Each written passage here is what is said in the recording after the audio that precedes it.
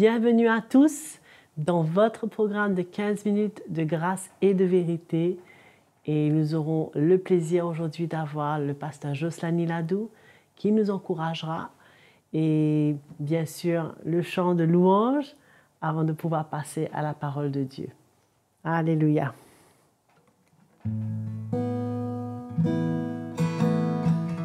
Il est le roi, adorons sa majesté, prosternons-nous devant son trône. Nos voix s'élèvent vers la splendeur de sa majesté, louange et honneur, gloire et puissance soit à l'agneau sur le trône. Approchons-nous de celui qui règne en majesté, d'un cœur plein de reconnaissance. Prosternons-nous devant celui qui règne en majesté, élevons nos louanges vers lui. Il est le roi, il est le roi, adorons sa majesté, prosternons-nous devant son trône. Nos voix s'élèvent vers la splendeur de sa majesté, louange et honneur, gloire et puissance soit à l'agneau sur le trône, soit à l'agneau sur le trône.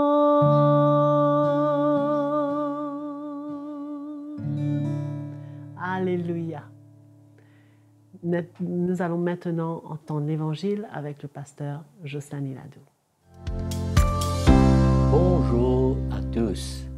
Bienvenue encore une fois dans notre session de 15 minutes de grâce et de vérité où nous partageons nos cœurs autour de la parole de Dieu.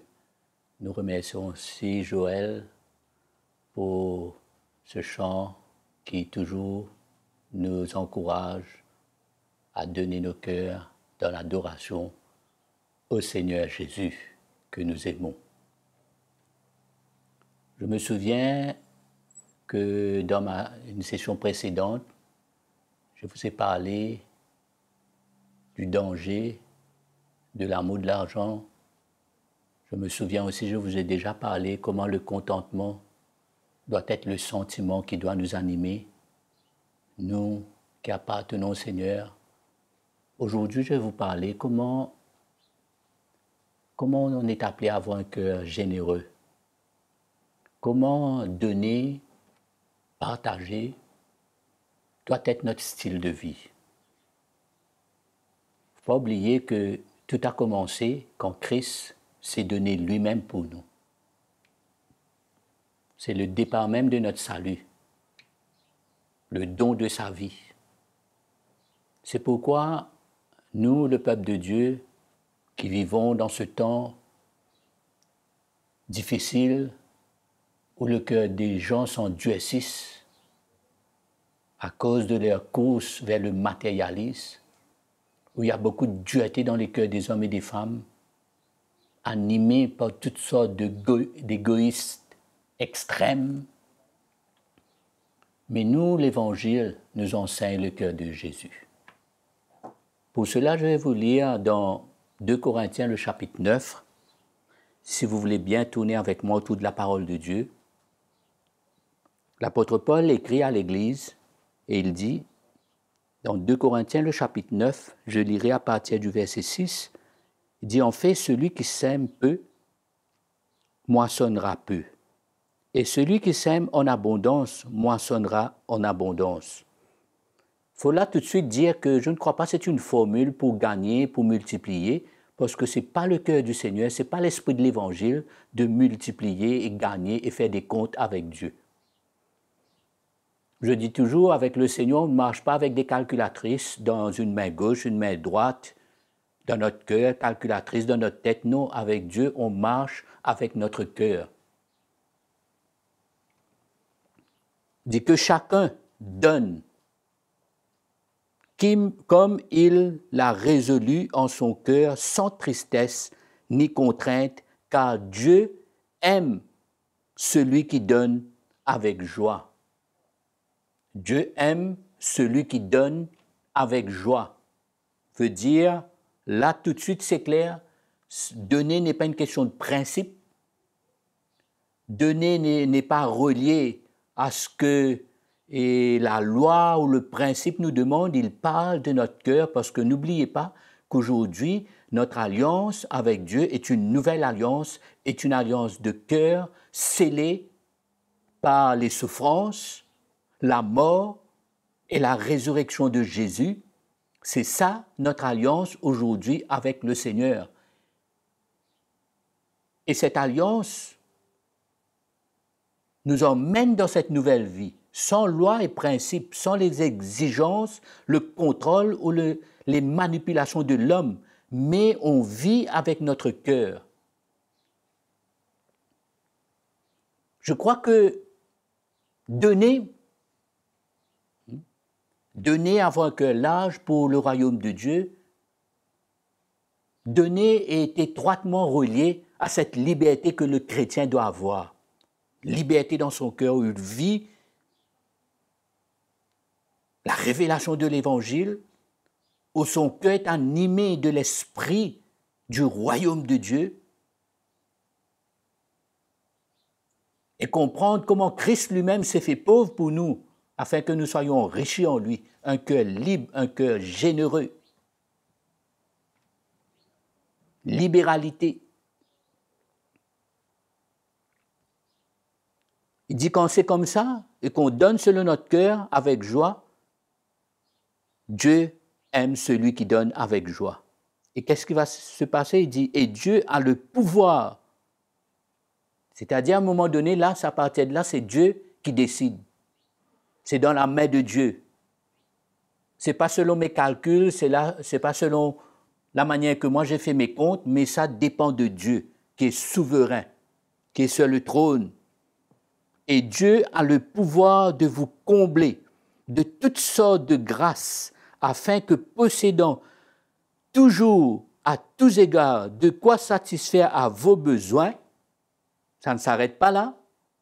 Restez avec moi, regardez.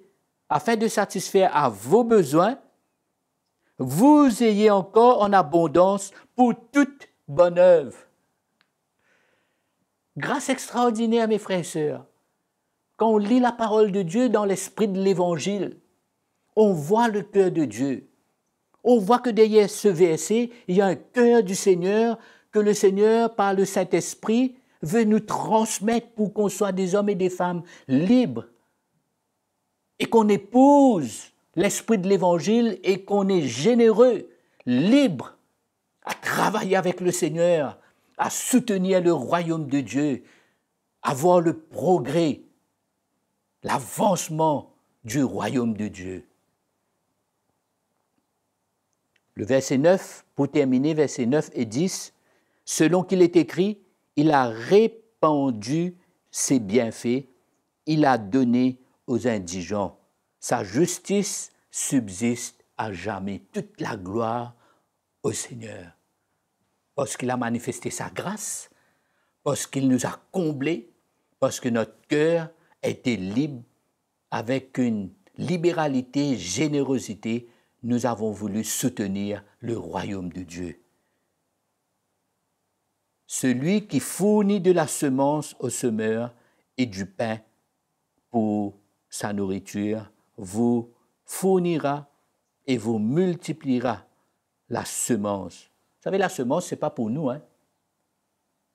Vous réalisez aujourd'hui, si le planteur il prépare son terrain, il met tout en position pour semer et après il décide de manger sa semence, mais quelle récolte qu'il pourrait attendre?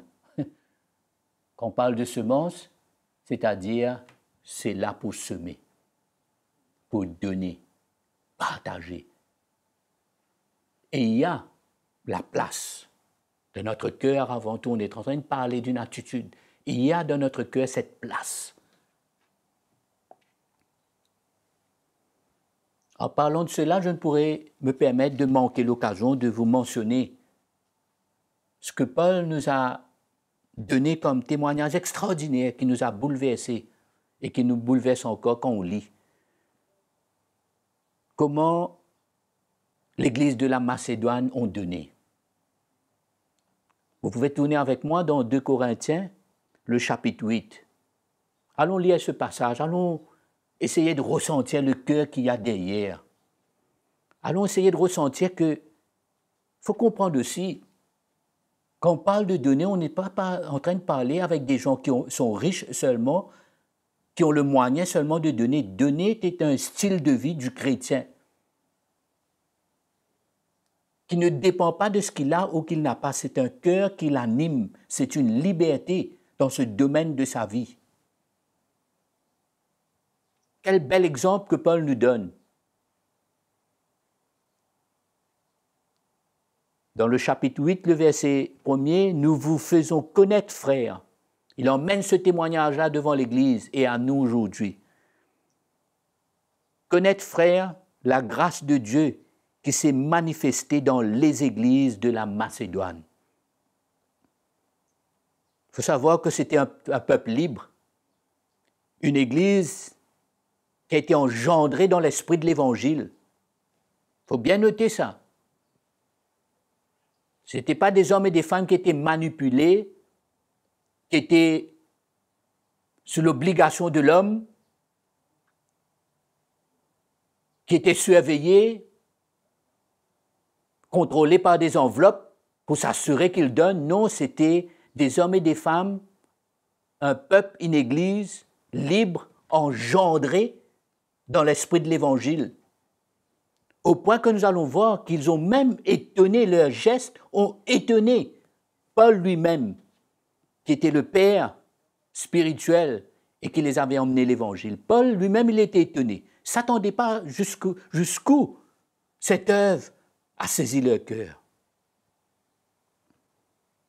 Quoique très, verset 2, quoique très éprouvés par des tribulations, leur joie débordante et leur pauvreté profonde. Quelle contradiction pour un monde aujourd'hui. Pauvreté profonde emmène une joie débordante. On produit avec abondance de riches libéralités. Selon leurs possibilités, je l'atteste, et même au-delà de leurs possibilités, de leur plein gré. Plein gré veut dire de tout cœur. C'est leur cœur qui ont parlé. Leur cœur libre ont parlé. Ils nous ont demandé avec beaucoup d'insistance la grâce de participer à ce service en faveur des saints. C'est plus que nous avions espéré. Ils se sont d'abord donnés eux-mêmes au Seigneur et à nous par la volonté de Dieu. C'était le plan de Dieu. C'était le produit de l'évangile du cœur apostolique qui les avait saisis.